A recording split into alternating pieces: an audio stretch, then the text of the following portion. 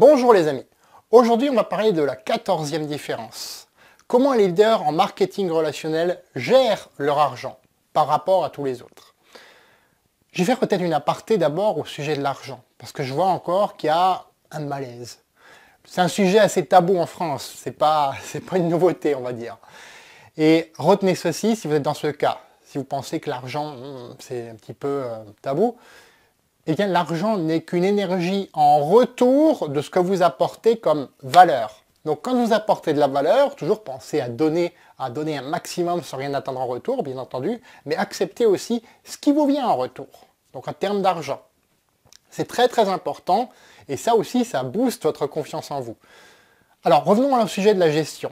La gestion, c'est quoi? C'est pas quelque chose de chiant, d'ennuyeux, c'est simplement une habitude à prendre, une bonne habitude à prendre. Et si vous vous dites, attends, j'attends d'abord d'avoir assez d'argent avant de le gérer. C'est une mauvaise approche. C'est une mauvaise approche. La bonne approche, c'est de dire, je gère ce que j'ai à l'instant T, et petit à petit, j'ai de plus en plus d'argent à gérer. Je gère ce que j'ai à l'instant T, et petit à petit, j'ai de plus en plus d'argent à gérer. C'est pas magnifique ça ? Tant que vous ne vous serez pas montré capable de composer avec ce que vous avez, vous n'en obtiendrez pas davantage. Et ça, c'est vrai pour tous les domaines de la vie. Donc, créez d'abord cette habitude. Comment? Je vais vous donner quelques astuces. Des astuces que j'ai de nouveau trouvées dans le livre de T. Harv Eker, Les secrets d'un esprit millionnaire. Là-dessus, il est fantastique. Donc, je vous le recommande. Alors, premièrement, créez-vous d'abord ce qu'on appelle un compte d'autonomie financière. Rappelez-vous, je vous ai parlé dans ma précédente vidéo de la règle du 1/10, la règle qui date de Babylone, donc c'est vous dire si c'est ancien. C'est là-dessus que vous accumulerez ces 10% encore et encore et encore et encore. Vous en toucherez uniquement les intérêts à la retraite. Donc c'est là-dessus que, vulgairement parlant, vous préparez votre retraite, tout simplement. Ensuite, créez-vous un compte d'amusement. Attends Eric, il y a un compte d'amusement? Eh oui! Et oui, un compte d'amusement. Une erreur que moi-même j'avais faite par le passé, c'est d'omettre ce compte d'amusement, sur lequel il faut aussi mettre 10%. Et donc, en oubliant ce compte-là, voilà, j'étais un petit peu frustré, j'étais complètement, voilà, je me disais, oh, j'aimerais quand même pouvoir m'amuser, mais je peux pas, etc. Donc, j'avais cette frustration, moi.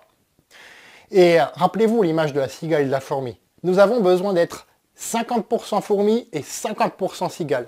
50% de mettre de côté pour vraiment créer notre autonomie financière et 50% pour vraiment nous amuser là-dessus. Donc là-dessus, c'est 10% et 10%. Voilà.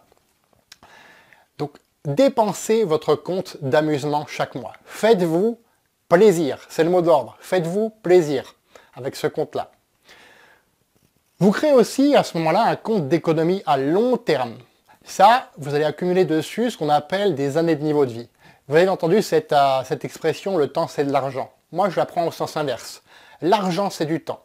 L'argent est remplaçable, le temps ne l'est pas. Retenez ça.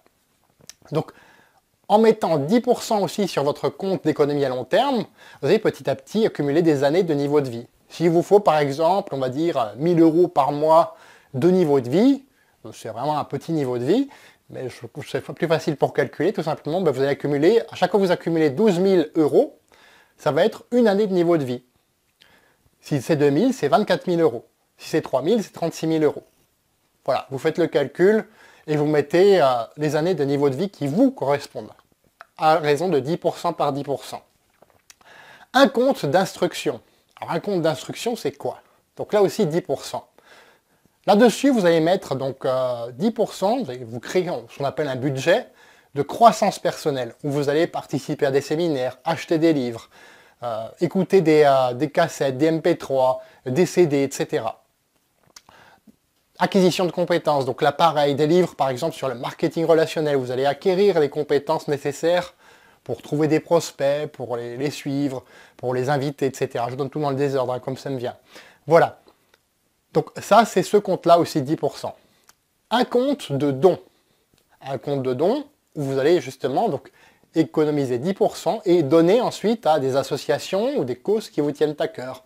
Donc réfléchissez bien aux causes dans lesquelles vous aimeriez vous investir. Voilà. Qu'est-ce qu'il reste? Faites le calcul, il reste 50%. Ces 50% sont à mettre dans votre compte de nécessité. Donc c'est là où vous allez payer loyer, crédit immobilier, nourriture, vêtements, eau, etc. Donc électricité, toutes les charges que vous payez d'habitude. Voilà, donc en gros c'est votre compte courant, tout simplement. Ok. Eric, tu m'as dit 50%, 10%, 10%, 10%, 10%. Eh, mais 10% de quoi? Quel argent y mettre?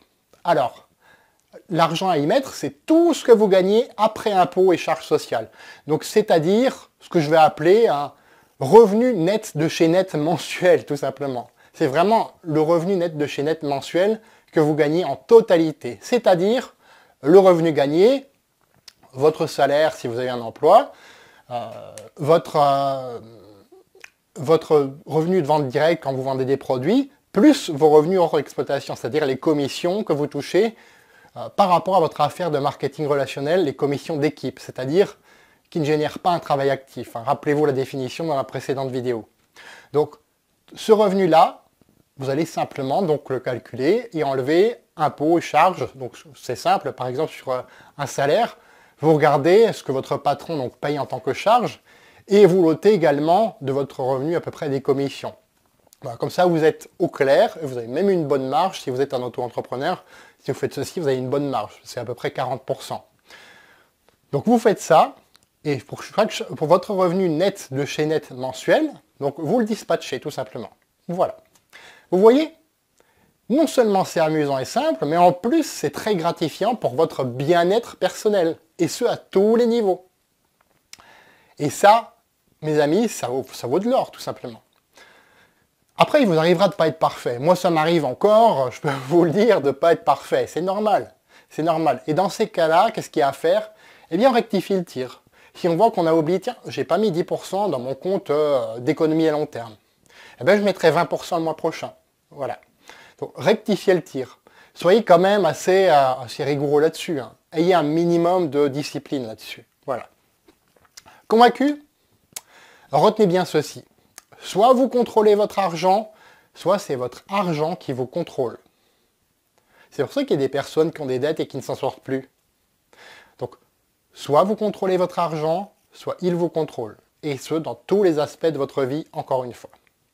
Dans ma prochaine vidéo, nous verrons la différence entre travailler dur et faire travailler dur votre argent. Ça, c'est un vaste sujet encore. Dans l'intervalle, je vous invite à cliquer sur j'aime si vous avez aimé cette vidéo, à la commenter, à me dire par exemple comment vous faites pour vous gérer votre argent. Je peux apprendre des choses de votre part aussi, c'est pas à sens unique. Et à la partager sur les réseaux sociaux, un peu partout, où vous voulez, mais partagez-la, parce que je suis sûr qu'elle peut aider beaucoup de personnes. Et retenez ceci, le marketing relationnel est la meilleure façon d'écrire votre success story, et je peux vous y aider. Au revoir.